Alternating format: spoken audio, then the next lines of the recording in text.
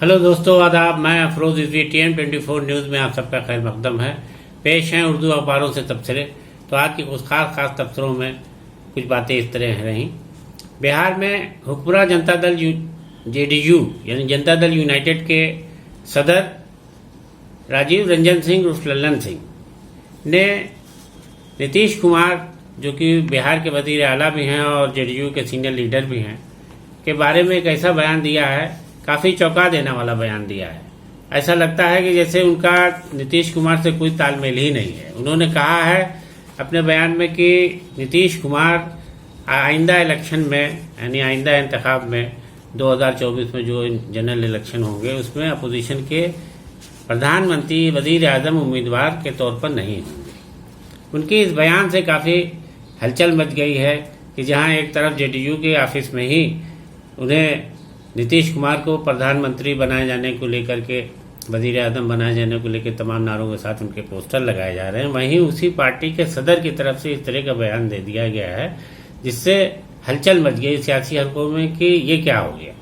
अभी तो तेलंगाना के वजीर आला के साथ इनकी नीतीश कुमार की काफ़ी बातचीत हुई है और काफ़ी अच्छे मैसेज पार्टी के भीतर दिए गए कि अब जो है आइंदा इलेक्शन में नीतीश कुमार को अपोजिशन अपना वजीर आजम को उम्मीदवार के तौर पर पेश करेगा। तो लल्लन सिंह ने इस पर जो है एकदम ही से पानी फेर दिया। इस बयान पर एकदम कह दिया कि नहीं, वो ऐसा कुछ भी नहीं होने वाला है, जो भी लोग कह रहे हैं ये गलत है।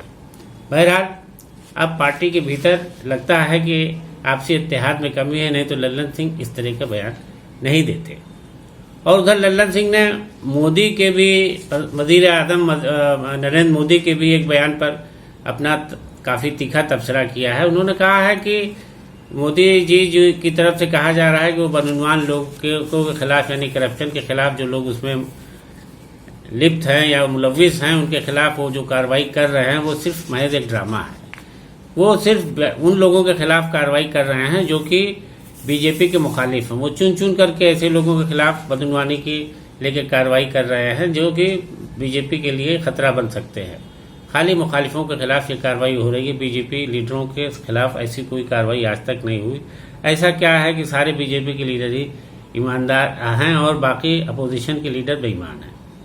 खैर, उन्होंने इस बात को ये भी कहा है इसमें एक मिसाल के तौर पर कि अगर ऐसा ही था तो येदियुरप्पा जो कर्नाटका के चीफ मिनिस्टर थे उनको भी बदनवानी के इल्ज़ाम का सामना कर रहे थे, लेकिन उनको भी चीफ मिनिस्टर बनाया उन्होंने। तो आखिर ये दोहरी पॉलिसी कैसी, जब बीजेपी बदनवानी के खिलाफ इस तरीके से मैसेज दे रही है कि मैं ऐसा कर रहा हूँ और पार्टियां लामबंद हो रही हैं और नई शबबंदी हो रही है और नया पोलराइजेशन किया जा रहा है, तो प्रधानमंत्री मोदी इस तरह की बातें करके क्यों गलत बयानी का काम करते हैं। लल्लन सिंह ने कहा कि अगर ऐसा है तो फिर बीजेपी के लीडरों पर भी कार्रवाई करके दिखाएं, वो जो कि बदनवानी में थे, यानी जो भी अभी बदनवानी में पकड़े गए दूसरी पार्टी के लोग, अगर वो बीजेपी में चले गए तो उनके खिलाफ सारी शिकायतें हल हो गई। येदियुरप्पा बीजेपी चले गए, उनकी हल हो गई। इसी तरह पिछले दिनों कई ऐसे मामले आए जिन लोगों के खिलाफ ये हुआ जैसे वो बीजेपी में गए, और अब ये काफ़ी मजाक भी बन गया है कि बदनवानी का मामला हो बीजेपी में चले जाइए तो सारा आपका मामला ख़त्म हो जाएगा, सारी आपके इल्ज़ाम धुल जाएंगे, सारी आपके दाग ख़त्म हो जाएंगे, कोई आपके खिलाफ बेईमानी की बात नहीं की जाएगी, ना कोई जांच होगी, ना ED की, ना CBI की। बहरहाल लल्लन सिंह ने इस अपना काफ़ी प्रधानमंत्री को काफ़ी करारा जवाब दिया है कि बदनवानी में इंसाफ से काम ले। और उधर मणिपुर में जनता दल यूनाइटेड के 5 मेंबर असेंबली के बीजेपी में चले जाने पर बिहार के वजीर आला नीतीश कुमार ने बहुत सख्त रद्द अमल का इजहार किया है। उन्होंने कहा कि आज के में जो सियासत हो रही है वो बड़ी ख़राब सिमत में जा रही है, और जो लोग ये सियासत कर रहे हैं वो दूसरों पर इल्ज़ाम लगा रहे हैं कि वो गलत सियासत कर रहे हैं। बताइए कि किसी पार्टी के मेंबरान को तोड़ के अपने पार्टी को में मिलाने की कोशिश कोई आईनी बताई जाएगी? ये बिल्कुल गैर आईनी है, ये बिल्कुल अनकॉन्स्टिट्यूशनल है। इसमें कहीं भी कोई ऐसी गुंजाइश नहीं होती कि आप उनको डरा के, धमका के, लालच दे करके अपनी पार्टी में ले जाए। बहरहाल आइंदा इलेक्शन में 2024 का जो होगा उसमें उनको अपोजिशन की तरफ से इसका करारा जवाब मिलेगा, उन्हें सबक मिल जाएगा कि जो वो पार्टियों को तोड़ करके उनके मेंबरान को मिलाने का खेल खेल रहे हैं उसका उनको सबक मिल जाएगा। उन्होंने इस बात पर भी कहा कि अगर आइंदा इलेक्शन में 2024 के अपोजिशन मुत्तहिद हो गया, एकजुट रहा, तो ये ज़रूर हो जाएगा और इससे आवाम बहुत अच्छा रिजल्ट आवाम की तरफ से आएगा। जो इस दौर की सियासत, इस तरह की घिनौनी सियासत करने वाले हैं, उनके मुंह हमेशा के लिए बंद हो जाएंगे। उन्होंने उम्मीद जताई है कि आइंदा के इलेक्शन में अपोजिशन एक मजबूत उस मोर्चे के तरीके से लड़ेगा और बीजेपी को करारा जवाब देगा। और पिछले दिनों गुलाम नबी आज़ाद के कांग्रेस से अलग होने के बाद अब जम्मू कश्मीर के कांग्रेस के सीनियर लीडरों में भी उनके खिलाफ अपने रद्द अमल का इजहार किया जाने लगा है। इस सिलसिले में कांग्रेस जम्मू कश्मीर के सीनियर कांग्रेस लीडर जीए मीर ने अपने रद्द अमल का इजहार इस तरह किया है। उन्होंने कहा है कि कांग्रेस पार्टी में कुछ इस तरह के अनासिर थे, उनका पार्टी में रहना न रहना कोई मायने नहीं रखता था। गुलाम नबी आज़ाद हुए हैं पार्टी से तो बड़ा अच्छा हुआ है। पार्टी को एक धोखेबाज किस्म का इंसान से निजात मिल गई। उन्होंने कहा कि कांग्रेस में रह करके गुलाम नबी आज़ाद ने जो भी ताकत हासिल की थी, जो भी शोहरत हासिल की थी, वो उन्होंने अपने ओहदे की वजह से की थी। इंफरादी तौर पर उनकी कोई हैसियत हकीकत नहीं है, वो पार्टी से अलग हुए हैं, अब उनको इसका पता चल जाएगा। बहरहाल मीर ने गुलाम नबी आज़ाद से कहा कि आज़ाद के बारे में ये भी इल्ज़ाम लगाया कि उन्होंने बीजेपी और नरेंद्र मोदी को खुश करने के लिए कांग्रेस से मुखालफत की और उससे अलग हुए हैं। बहरहाल अब इसके बाद जो भी तस्वीर है वो सबके सामने आ ही जाएगी कि आज़ाद ने क्या किया है और कांग्रेस ने क्या किया।